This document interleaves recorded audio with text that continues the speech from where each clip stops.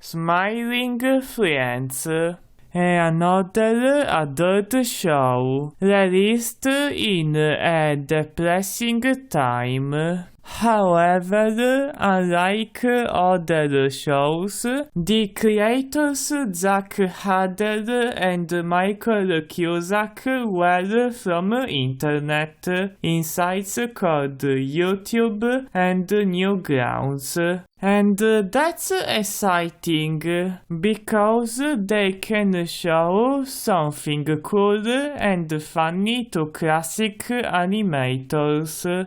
Unlike these unfunny anime and Family Guy clones.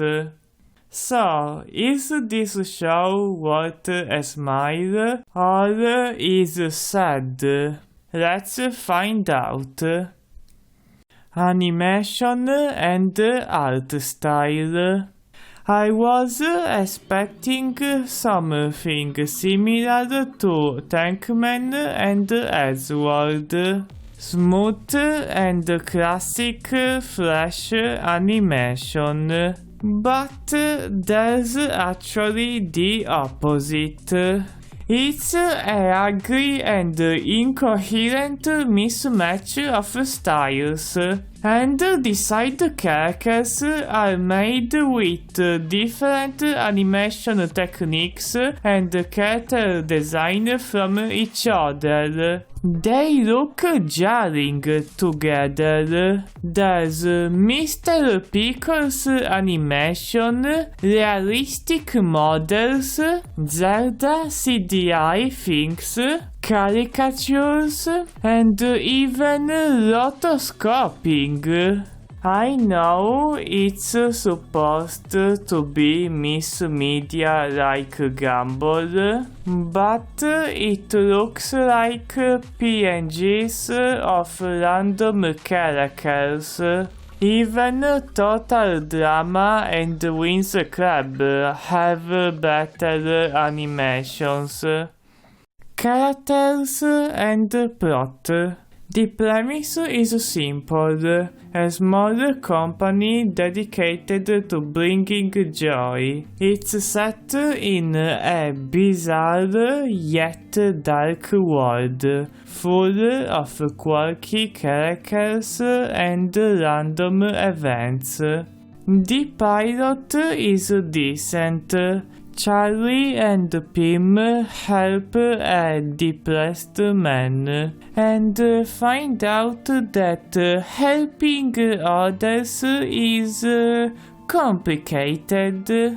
Also, my favorite episode is the Halloween special, has a decent plot and build-up, with focus on Pim. However, it's downhill from there. It has to focus on humor and meme culture. Cool on script, but out of place due to what happened to Charlie and Pim. Really, they work for depressed people, but it's hard to take them seriously due to random and distracting events. It has genuine ideas, but it just whiffed into snoozy quirkiness mixed with sadness. The premise of helping others is great, but it got sidelined in favor of references and unlikable characters. Speaking of main characters, they have potential. Despite working for a smiling company, instead of being hyperactive and easygoing, they're depressed adults with realistic personalities, and that's subversive. Sadly, they're underdeveloped. The humor. it's non-existent, despite it's supposed to be a comedy. It mostly consists of sensitive topics, mean-spirited moments, and gross out without the charm of internet humor. That's unfunny and sad, because there's nothing to laugh about the depressing situations that characters go through. And no joke had any charisma or build-up. Dark humor must have undertones and critical thinking. And if there's depression and suicide, it's not humor at all. Mature themes. I was expecting a critique to our depressing society, like in Dilbert. However, despite the dark tone, it's shown in an insensitive and poorly written manner. Also, topics like racism, depression, suicide, stalkers, social justice, and emotional distress are played for laughs, in which it's offensive not only for the context of the situations, but even for depressed and anxious people. Each episode are on their worst during the credits, in which shows memorials of fake people, and they're not even believable. There's images from Photoshop, a 13 years old that looks like in its 30s, and a man supposed to die in 2025. In which it doesn't make sense, since the full show premiered in 2022 and you can't mourn for living people. Listen, memorials are serious, and they're only for real deceased people. It's fine to cry about your favorite character, but do not disrespect the dead, especially if died of unnatural causes.